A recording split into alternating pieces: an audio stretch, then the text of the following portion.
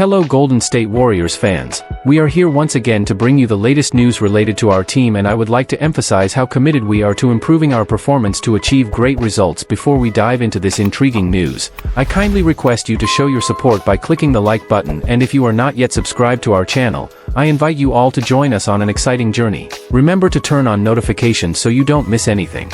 Jonathan Kuminga's future with the Warriors. Clear ambitions, uncertain fit.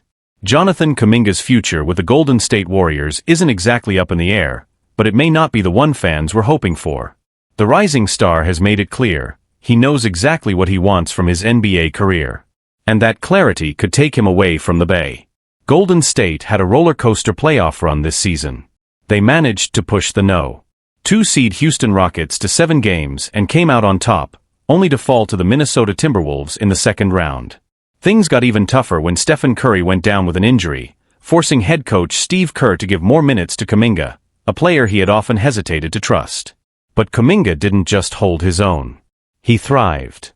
His performance made a strong case that he should have been a bigger part of the Warriors' rotation all along. And while he's been publicly respectful, earning praise from teammates like Draymond Green for his maturity, there's no hiding the truth. Kuminga isn't satisfied with his role in Golden State. He wants more. A lot more. Kuminga wants to be an all-star. According to a report from Anthony Slater of The Athletic, re-signing Kuminga is considered a top priority for the Warriors. But that doesn't mean it'll be easy. Kuminga isn't just looking for a contract, he's looking for a future where he's not stuck in a supporting role. Kuminga, sources say, still sees himself as an all-star in the making, not someone who fits in a constantly shifting mid-level rotation role. He wants to be a primary offensive option. He wants to chase those 20-plus point games he's dreamed about his whole life. And with his rookie contract winding down, he's thinking seriously about what comes next. Is Golden State the right place for him? There's still a chance Kuminga and the Warriors could find common ground, especially if his relationship with Kerr improves. But let's be honest, it's more likely he'll be suiting up for a different team next season. Kuminga's time in Golden State hasn't been a failure. Far from it. He won a championship in his rookie year and showed flashes of brilliance. But at this stage in his career, he needs more than flashes. He needs consistent minutes, a clear role, and a team that's ready to invest in his growth.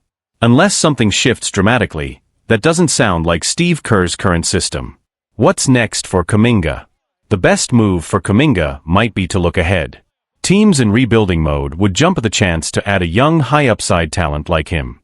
Somewhere he can grow, lead, and build toward that all-star future he's chasing. Sure, the Warriors could put together an enticing contract offer. But money alone won't be enough to keep him if the role isn't right. Jonathan Kuminga is ready to take the next big step. The only question now is, will it be in Golden State, or somewhere else? Kuminga's future, between all-star ambitions and the Warriors' uncertainty. Jonathan Kuminga continues to be one of the most fascinating figures in the Golden State Warriors' current landscape.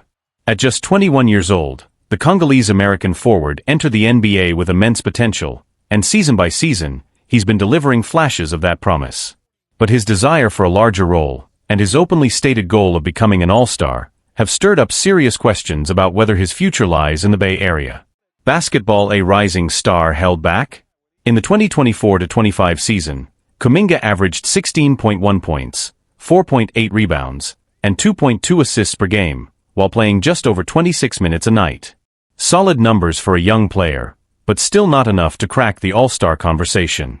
His teammate Draymond Green didn't mince words when speaking about Kuminga's potential, stating, anything less than an all-star would be a failure for him. That comment only added fuel to the conversation around whether Kuminga is being given the opportunity to reach that ceiling. Repeat button contract situation and tensions within the organization. With free agency looming and Kuminga entering restricted status, there's increasing pressure on the Warriors' front office to decide where he fits into their long-term plans. Warriors owner Joe Lacob has spoken highly of Kuminga's defensive abilities, specifically, his versatility and ability to guard stars like Anthony Edwards in the playoffs. However, head coach Steve Kerr and GM Mike Dunleavy Jr. have been more cautious. Kerr recently compared Kuminga's upside to players like Shawn Marion and Aaron Gordon, elite role players who thrived in specific systems. But he also made it clear that with veterans like Curry, Butler, and Green already in place, it's difficult to give Kuminga the offensive spotlight he's seeking. Glowing star, a dream that's hard to ignore. Kuminga isn't just chasing minutes, he's chasing a dream. And that dream, he's made clear, is to become an NBA All-Star. With the 2025 NBA All-Star Game set to take place at Chase Center in San Francisco, there's added motivation for Kuminga to reach that milestone. In his eyes, there may be no better stage to make that leap. But to do it, he knows he needs more than just hope, he needs opportunity. He wants to be a featured player in an offense, to chase the 20-point-per-game dream he's worked toward since he picked up a basketball, reports Anthony Slater of The Athletic. Crystal ball, what comes next? Kuminga's situation highlights the difficult balance that championship-caliber teams face when developing young talent. He's shown he has the skill set to be much more than a bench piece, but the Warriors, built around aging stars and tight rotations, may not be the right fit for that kind of growth. Several rebuilding teams would likely welcome Kuminga with open arms, offering him the minutes, responsibility, and long-term investment he craves. The Warriors can still make a strong contract offer, but they may not be able, or willing, to promise the role he's looking for. At this point, the question isn't just whether Kuminga stays in Golden State. It's whether staying would actually be what's best for him. As the off-season unfolds, all eyes will be on Jonathan Kuminga. Will he get the keys to his own team, or will he remain a supporting actor in someone else's story? Draymond Green slams Paul George over disrespectful comment about NBA defense. That was a huge mistake. Golden State Warriors veteran Draymond Green didn't hold back this week when he responded to recent comments made by Philadelphia 76ers forward Paul George, and he made it crystal clear, some lines shouldn't be crossed. The firestorm began when George, speaking candidly about the state of NBA defense, claimed the era of true lockdown defenders is basically over. The days of stoppers, those are pretty much gone, George said. The Tony Allens of the league. Even me, I consider myself a defender, but there are guys now where I just hope I can make it tough. That's all you can do. While some fans may have nodded in agreement, Draymond Green wasn't having any of it, and he made that known on his podcast. Paul George made a huge mistake putting himself in the same category as Tony Allen, Green said. Don't tell me those guys don't exist anymore, maybe you can't see them, but that's because you've never been that guy. Green, a four-time NBA champion and widely respected as one of the smartest defenders of his generation, took George's comments not just as a misstep, but as a flat-out insult to players who are redefining defense in today's high-scoring league. To say there are no stoppers left? That's disrespectful to the guys who are grinding on that end of the floor every night, Green added. Just because it's not you doesn't mean it's not real.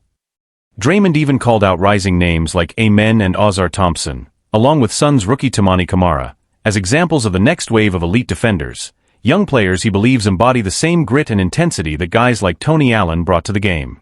Adding fuel to the fire, Green's podcast co-host Baron Davis chimed in with a pointed jab of his own.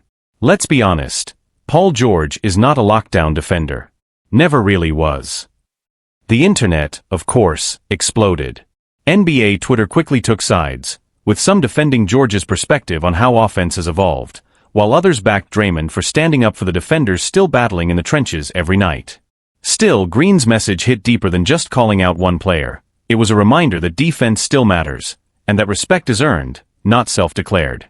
In an era where offensive highlights dominate the headlines, Green continues to be a voice for the other side of the ball, and he's not afraid to call out even the biggest stars when they forget what it takes to truly lock someone down. The fallout from Draymond Green's fiery reaction didn't stop with just a few podcast quotes.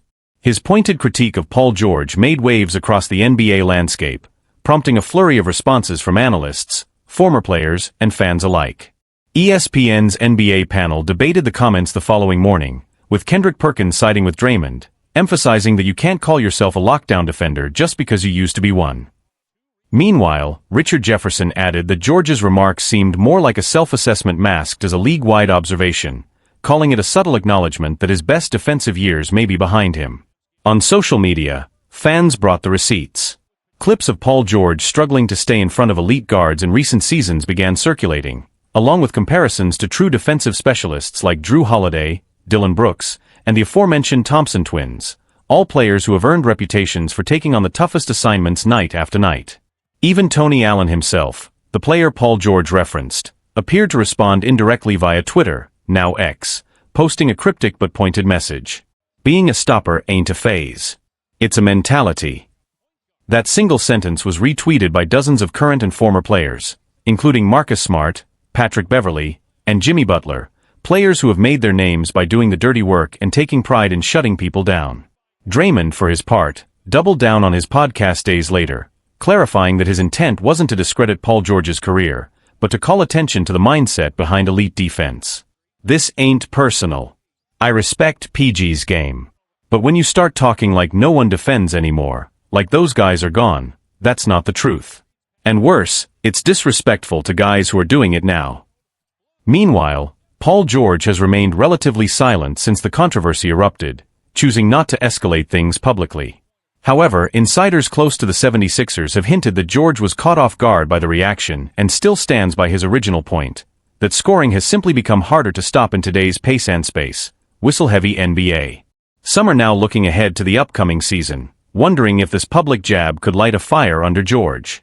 With the 76ers expected to be a top contender in the East, and with George looking to bounce back from a somewhat underwhelming playoff run, the stage is set for him to prove whether he still has that defensive edge. On the flip side, Draymond's comments serve as yet another example of how deeply he values defensive excellence, and how willing he is to defend the culture around it. For him, guarding the best player on the floor night in and night out isn't a lost art, it's a craft. And anyone questioning that better come correct. As the NBA off-season rolls on, this back and forth has become more than a soundbite. It sparked a deeper conversation about what it means to be a two-way player in today's game. Can you still earn the label lockdown in an era dominated by offense? Or has the definition quietly shifted? For now, the court will have the final word. And when the new season tips off, you can be sure everyone will be watching, especially when Draymond Green and Paul George finally meet again.